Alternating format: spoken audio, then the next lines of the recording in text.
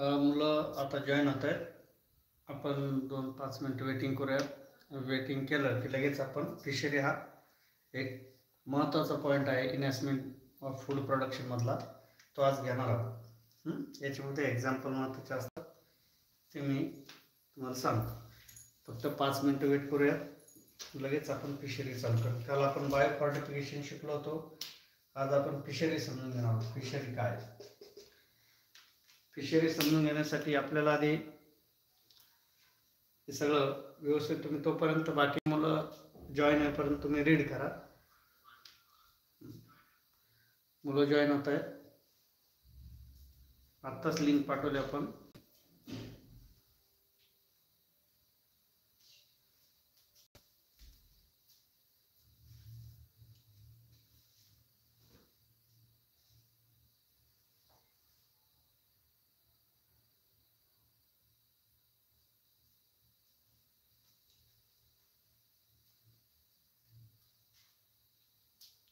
फक्त आपण आता 2-3 मिनटं वेट करणार आहोत.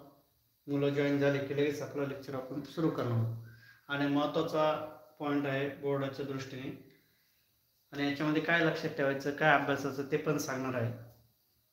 कशावर प्रश्न विचारला जाऊ शकतो ते पण सांगतोय. आज आपण फिशरी काय ते समजून घेणार आहोत.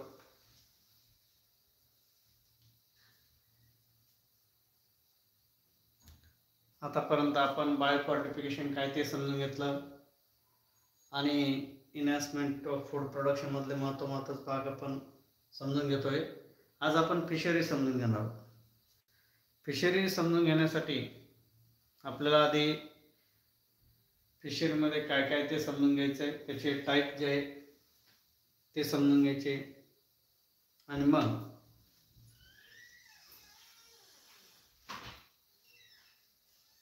आणि तुम्हाला सोपं आणि सरळ सोप्या शब्दात कसं लक्षात ठेवायचं ते पण सांगणार आहे. आधी आपण समजून घेणार आहोत की फिशरी म्हणजे फिशरी कशाला म्हणतात. सरळ सोपं आपण जर समजून घेतलं तर एक प्रकारची मासेमारी आपण ज्याला म्हणतो ते आपण थोडक्यात समजून घेणार आहोत. 2 मिनिटात मुलं जॉईन होतील. फक्त आपण 2 मिनिटं वेट करणार आहोत आता आणि लगेच सुरू करणार आहोत. फिशरीमध्ये प्रकार किती असतात ते समजून घेणार आहोत. त्याचे एक्झाम्पल आपल्याला परीक्षेला विचारला तर ते पण आपल्याला समजून घ्यायचे आहेत. म्हणजे आपण जसं फार्मिंग करतो, आपण काय होतो फार्मिंग करतो, तसं इथं फिशरी हा प्रकार आहे आणि याला थोडीशी सायंटिफिक मेथड आहे, ती आपण समजून घेणार आहोत. फिशरी हे आपल्याला समजून घेताना काय ते समजून घ्यायचं. Fishery is a branch of applied biology.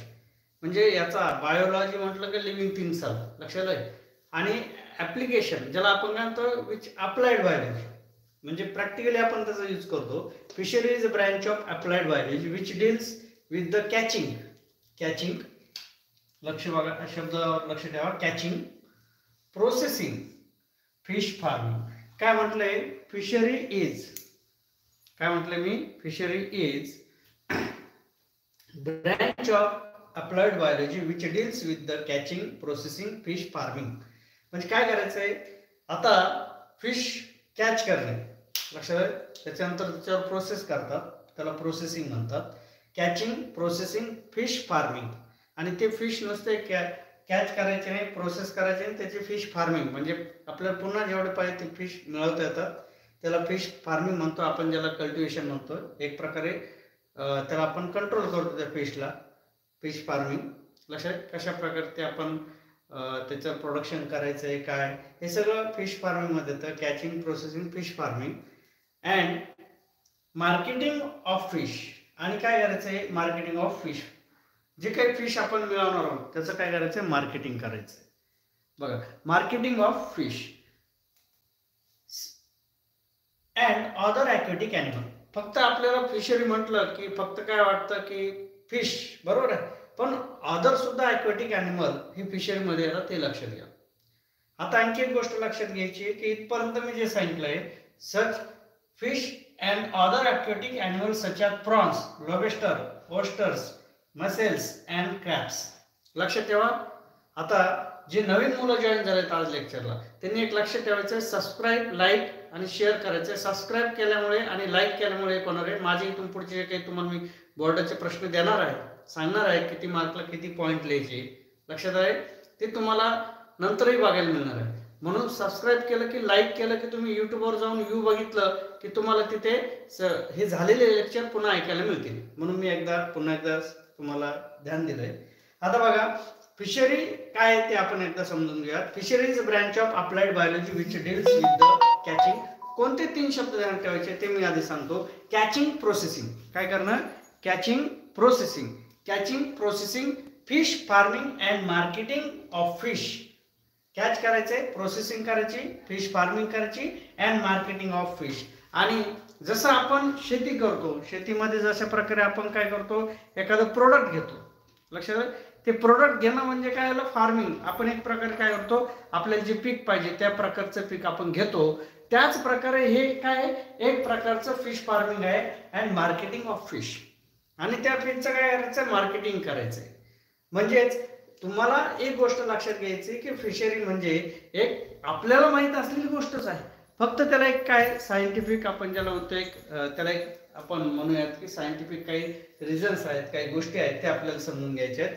कोणत्या प्रकारचे फिश खाल्ले पाहिजेत, कोणत्या प्रकारचे फिश खाल्ले जातात, ते इथं आपल्याला समजणार आहे.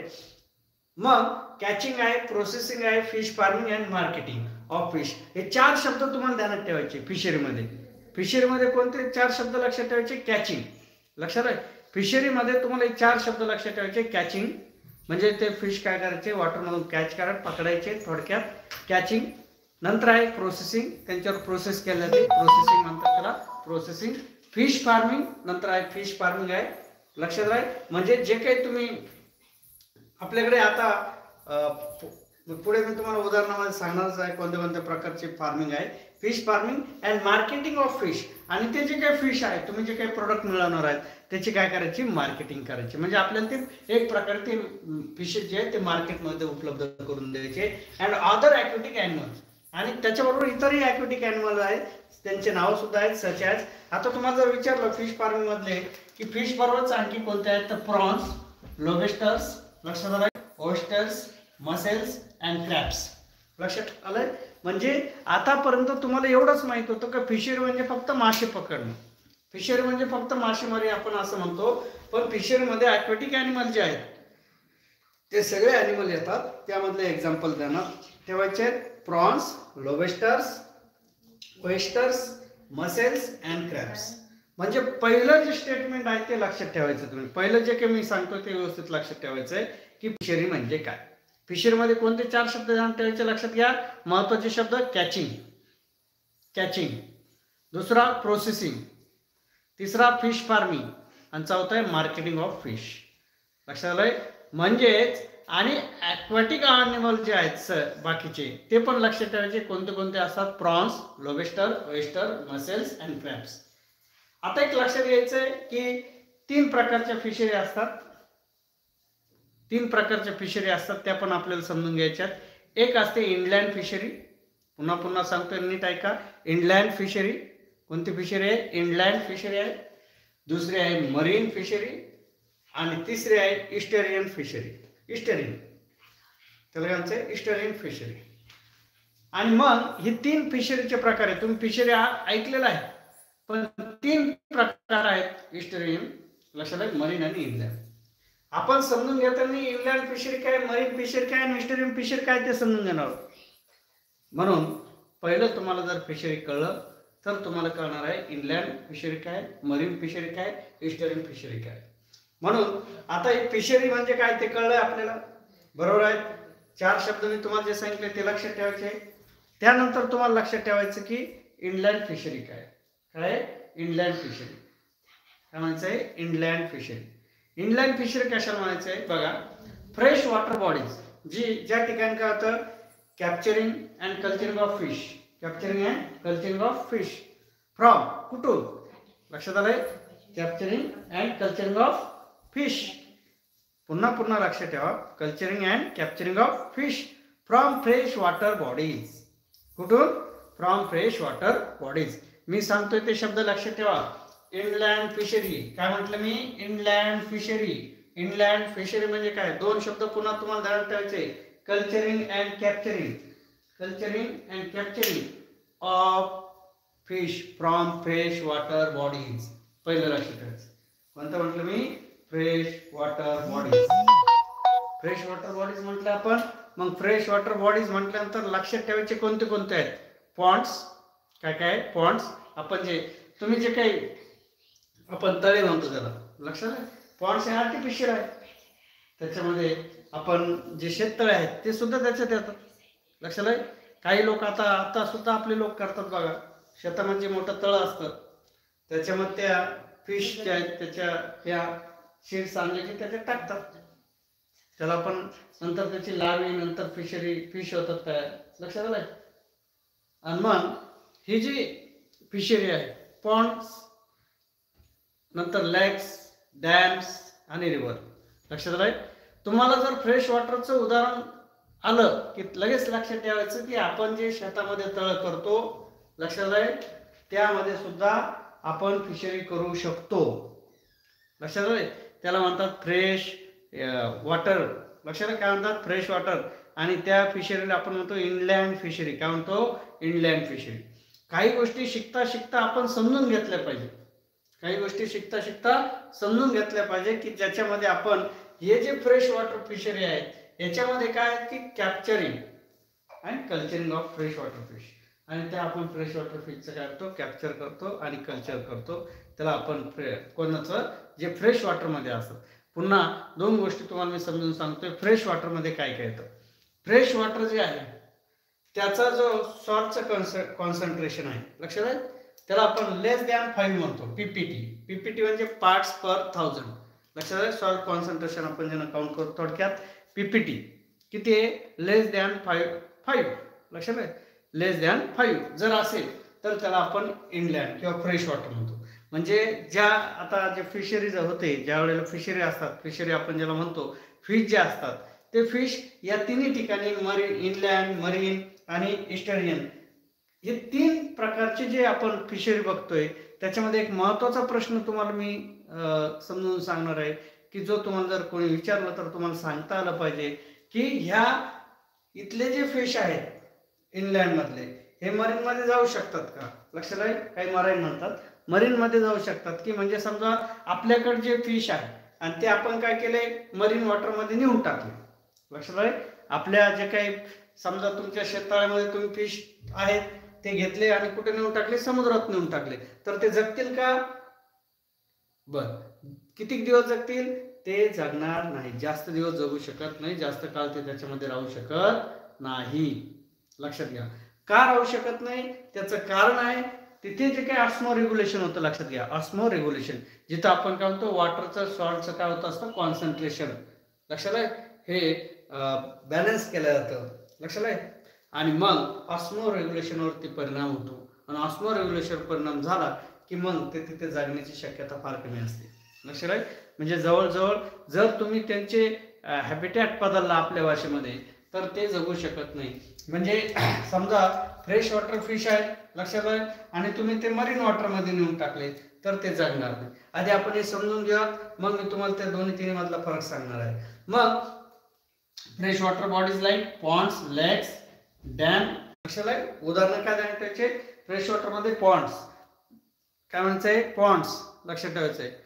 नंतर आहे लेक्स डॅम्स अँड रिव्हर. तुमच्या गावाच्या आजूबाजूला जे डॅम्स असतात मोठे मोठे डॅम्स असतात लक्षात घ्या.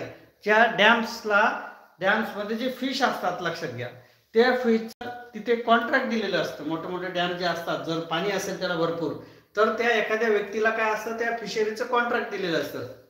हे तुम्हाला माहित असावं की जे मोठे मोठे डॅम असतात त्या ठिकाणी जर पाणी असेल तर तिथे मासेमारीसाठी त्या लोकांना तशा पद्धतीचं एक कॉन्ट्रॅक्ट असतं. ते तिथं जाऊन फिशरीचं असं कोणी जाऊन तिथं काही करू शकत नाही. मग असाच प्रकार हे तुम्हाला समजलं पाहिजे की काय चालतं जगामध्ये. मग पॉन्ड्स आहे लेक्स आहे डॅम्स आहे आणि रिव्हर आहे नद्या आहेत तिथं सुद्धा फिशरी चालते. तिथं सुद्धा त्या लोकांना एक प्रकारचा हक्क दिलेला असतो. म्हणून एक लक्षात घ्या की आपण जरी फिशरी समजून घेत आहोत याचे काही इकॉनॉमिक जे काही त्याच्यामध्ये रिझन्स आहेत लक्षात आहे इकॉनॉमिकल जे काही त्याच्या मागच्या काही गोष्टी आहेत त्या सुद्धा आपल्याला समजून घ्यायच्या आहेत, परंतु त्याआधी तुम्हाला इनलँड फिशरी काय ते समजून घ्यायचं आहे. फ्रेश वॉटरमध्ये जे फिश आपण कॅप्चर करतो आणि कल्चर करतो, कॅप्चर करतो, त्याला काय म्हणतात, फ्रेश वॉटर म्हणतो, फ्रेश वॉटर फिश म्हणतो. लक्षात आहे. आणि त्या फ्रेश वॉटर फिशचे एक्झाम्पल आहे पॉन्ड्स, लेक्स, डॅम्स आणि रिव्हर.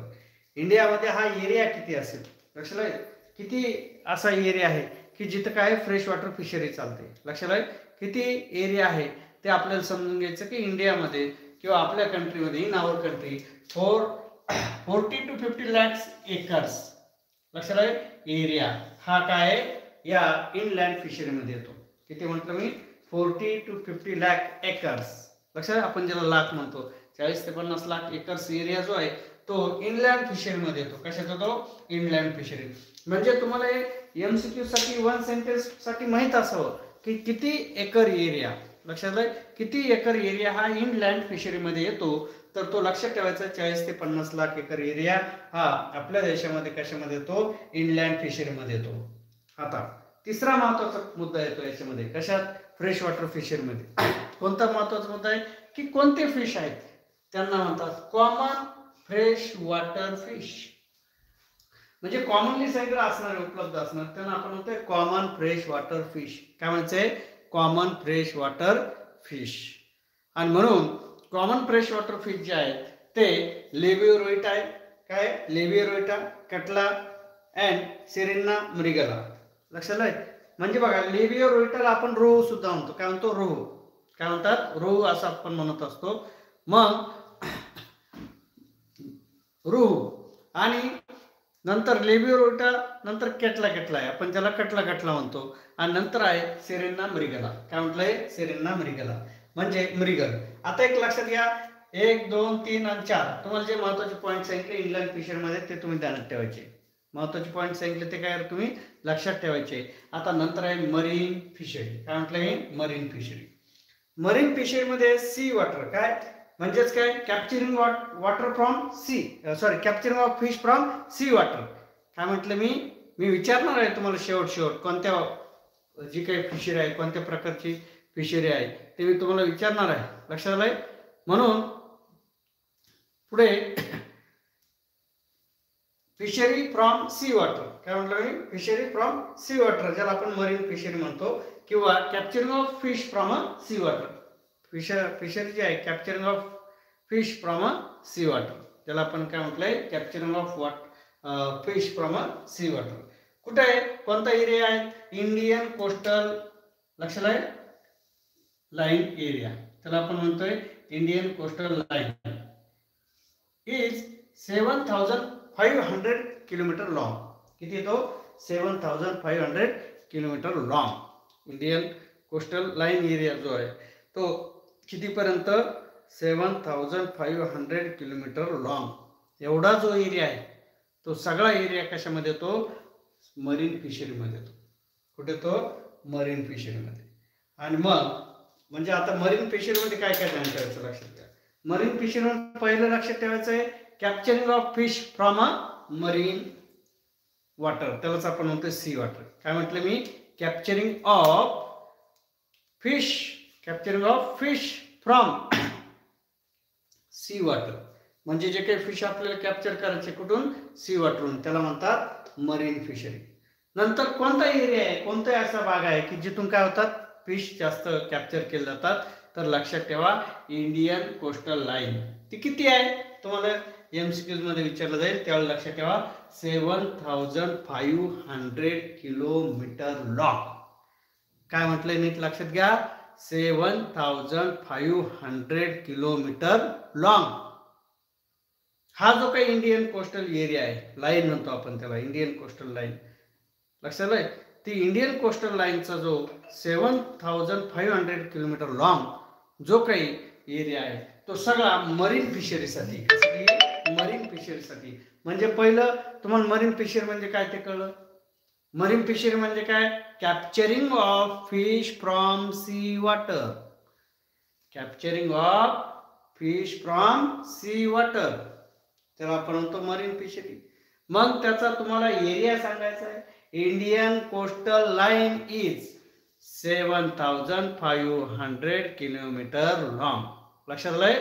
आता तुम्ही म्हणाल सर हे वारंवार का सांगतात, कारण तुम्हाला या दोन गोष्टी लक्षात ठेवायच्या आहे की इनलँड फिशरीचा एरिया ध्यानात ठेवायचा, त्याचबरोबर तुम्हाला मरीन फिशरीचा एरिया ध्यानात ठेवायचा आहे. किती लेंथ, किती एकरमध्ये किंवा किती किलोमीटरमध्ये आहे ते तुम्हाला ध्यानात ठेवायचं आहे, कारण तुम्हाला ते 1 सेंटेन्सला किंवा MCQला विचारलं तर तुम्हाला ते सांगता आलं पाहिजे.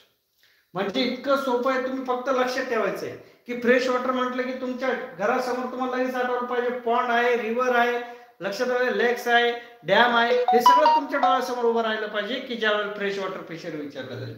आणि लगेच तुम्हाला लक्षात राहिलं पाहिजे किती एकर एरिया आहे. त्याचबरोबर फिशचे नाव फार महत्वाचे. कशा बाबतीत?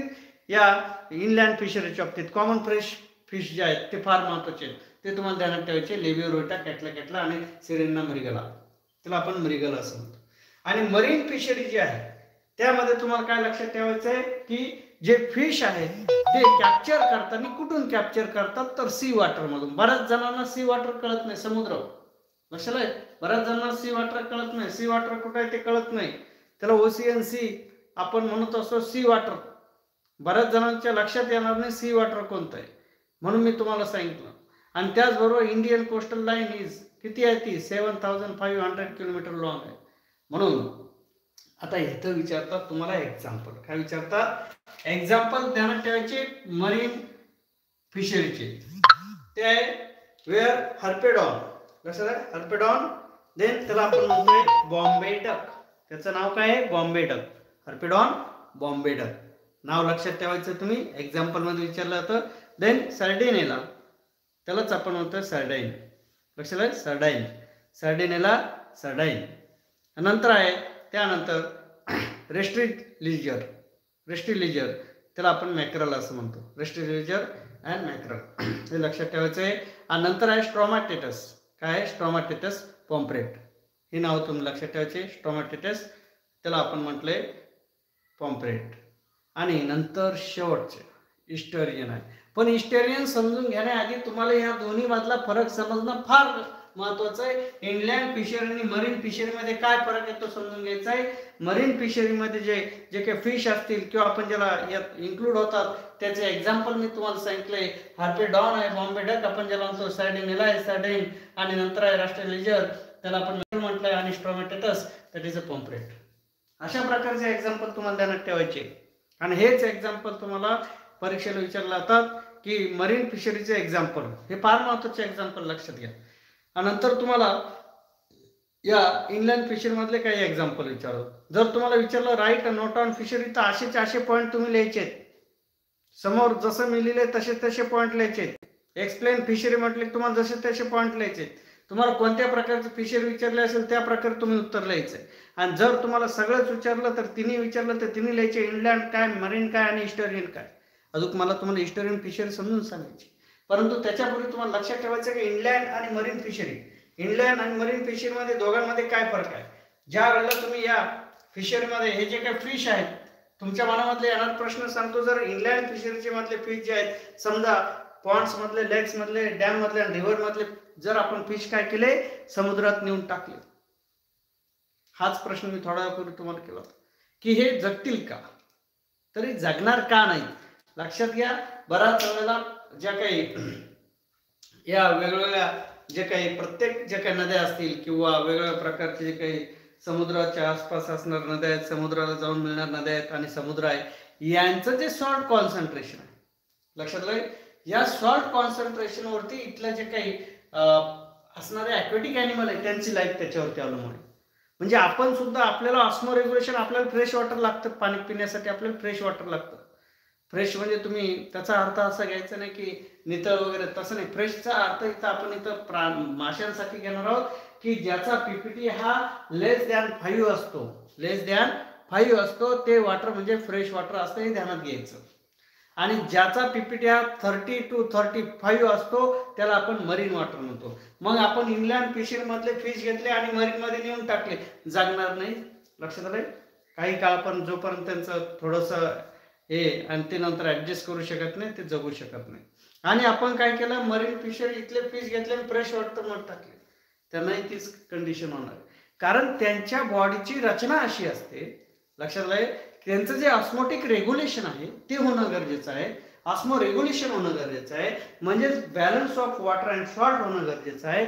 आणि ते जर झालं नाही तर तो प्राणी, तो जो काही ॲक्वेटिक ॲनिमल आहे तो जगणं फार तिथं अवघड होऊन जातं, किंवा आपल्या भाषेमध्ये सांगायचं ठरलं तर त्याची जगण्याची शक्यता नसतेच. म्हणून तुम्ही हे लक्षात ठेवायचं की ह्या दोन फिशरीमध्ये आपल्याला दोन गोष्टी समजून घ्यायच्या, की ते ज्या ठिकाणी जगतात, जे हॅबिटॅट त्यांचं आहे, ॲक्वेटिक हॅबिटॅट आहे, त्या कंडिशनला त्यांना जगणं, लक्षात आलंय, हे सोपं नाही. म्हणून सराउंडिंग एन्व्हायरमेंट हे ॲनिमलच्या बाबतीत असो की आपल्या बाबतीत असो, सगळ्यांना सराउंडिंग एन्व्हायरमेंट हे चांगलं लागतं, लक्षात घ्या. आणि शेवटचं जे आपण शिकून घेतोय, समजून घेतोय, ते म्हणजे ईस्टर्न वॉटर. काय म्हटलं मी? Eastern water. काय म्हटलंय? Eastern water. ईस्टर्न वॉटर म्हणजे काय? जे वॉटर, कशा प्रकारचं वॉटर. आता तुम्हाला आतापर्यंत फ्रेश वॉटर माहित होतं, आतापर्यंत मरीन वॉटर माहित होतं, पण बऱ्याच जणांना आता प्रश्न पडेल ईस्टर्न फिशरी काय आहे, ज्याला आपण म्हटलं ईस्टर्न फिशरी. ईस्टर्न फिशरी म्हणजे capturing of fish from estuary. काय म्हटलं मी? Capturing of fisher from estuary. बघा, इथंच आपण काय केलंय, ईस्टर्न फिशरी समजून घेतली. प्रत्येक ठिकाणी एक लक्षात घ्या, capturing of fish from fresh water, capturing of fish from sea water, and capturing of fish from estuary water. Estuary area जो आहे, ईस्टरी काय ते सांगतो. बघा पुढे मी लिहिलेलं आहे, capturing of fish from estuary. आणि आता तुम्हाला लक्षात घ्यायचं की ईस्टरी काय? Estuary is a place where river meet to sea. आता लक्षात घ्यायचं, ज्या ठिकाणी नदी आणि समुद्र मिळतो, लक्षात आलं, estuary is a place where river meet sea. ज्या ठिकाणी नदी काय जाते, नदी कोणाला जाऊन मिळते? समुद्राला जाऊन मिळते. अशा ज्या वॉटरला आपण काय म्हणतो? ईस्टरियन वॉटर असं म्हणतो. लक्षात आहे? काय म्हणतो आपण त्याला? Estuarine water. लक्षात घ्यायचंय, कोणतं वॉटर आहे? Estuarine water. म्हणून ईस्टर्न वॉटर समजून घ्यायचंय. Example Sundarban area in West Bengal. Example मध्ये काय लिहायचं?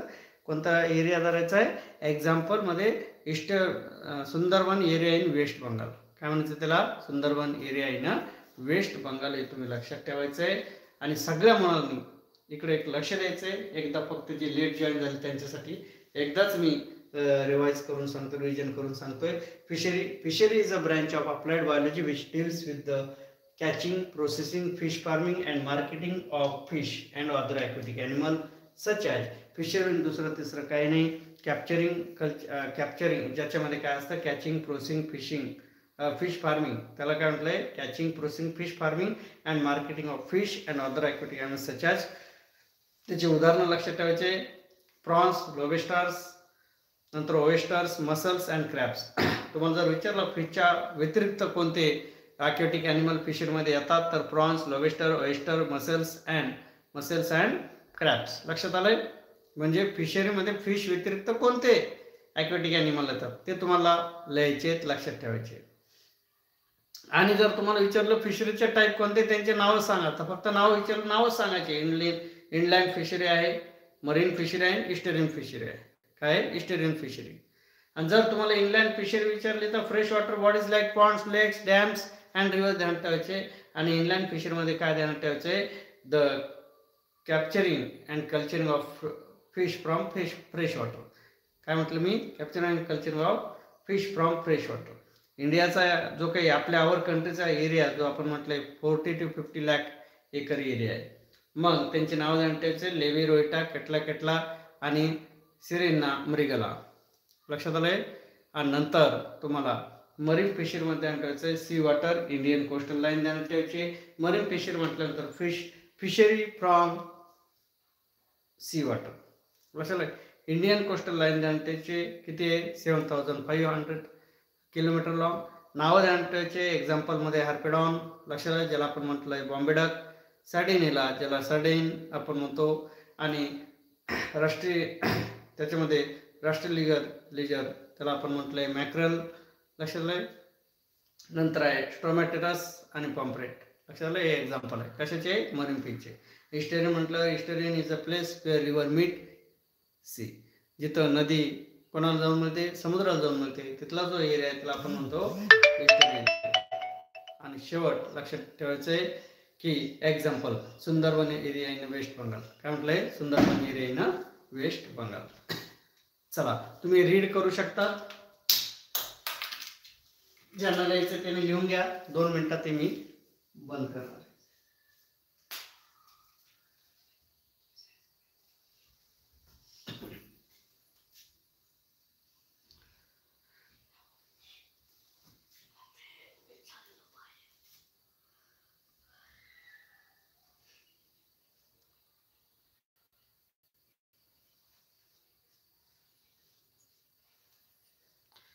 हे तुम्ही लिहून घेऊ शकतात. आणि समजा जरी तुम्ही लिहिलेलं नसेल, लिहिलं तर तुमची प्रॅक्टिस होते म्हणून मी लिहून घ्या म्हणत असतो. आता मी फक्त तुम्हाला ज्यांना उत्तर येतात त्यांनी उत्तर द्यायचं आहे.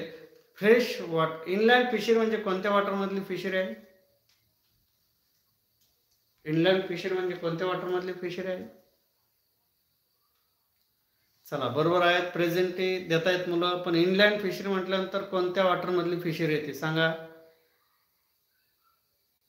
थोडक्यात आटपणार मी आता. हे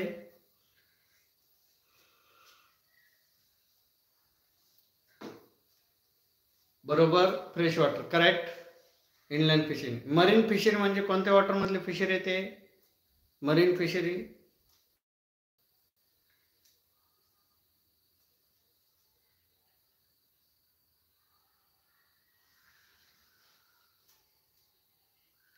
बरोबर आहे फ्रेश वॉटर. आणि आता चला मरीन म्हटल्यावर सी वॉटर करेक्ट. बरोबर आहे. काही मुलांचे नंतर जरी उत्तर देतात. बरोबर आहे. फ्रेश वॉटर आणि इनलँड फिशरी म्हटलं की फ्रेश आणि मरीन म्हटलं की सी वॉटर करेक्ट. एकदम बरोबर उत्तर दिले. चला आता मला मरीन फिशरीचा जो एरिया आहे तो किती असतो सांगा. किती किलोमीटर लॉंग आहे मरीन फिशरी? इंडियन कोस्टल लाईनचा एरिया किती लॉंग आहे ते सांगा. करेक्ट बरोबर आहे.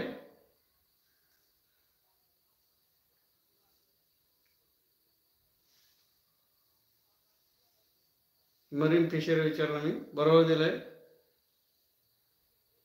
7,500 करेक्ट. आणि फ्रेश वॉटरचा किती एकर एरिया आहे? करेक्ट. आता बघा हे झाले तुम्हाला 1 सेंटेन्ससाठी महत्त्वाचे उत्तर आहेत. लक्षात घ्या. बरोबर दिलंय. उत्तर बरोबर देतात. Very good. आणि रिव्हर शेवटचा प्रश्न आहे.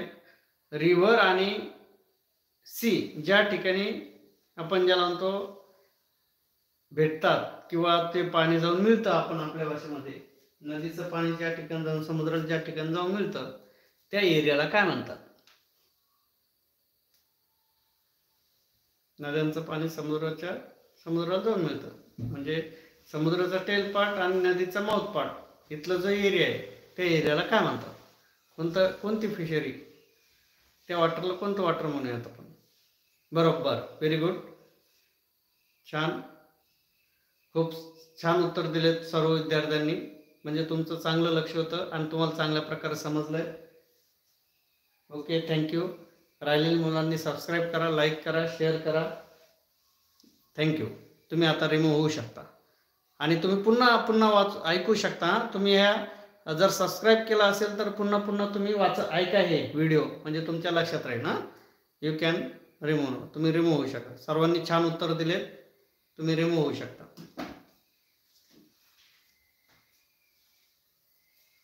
आणि महत्त्वाचे प्रश्न आहेत लक्षात घ्या नॅशनल फूडमध्ये. Okay thank you.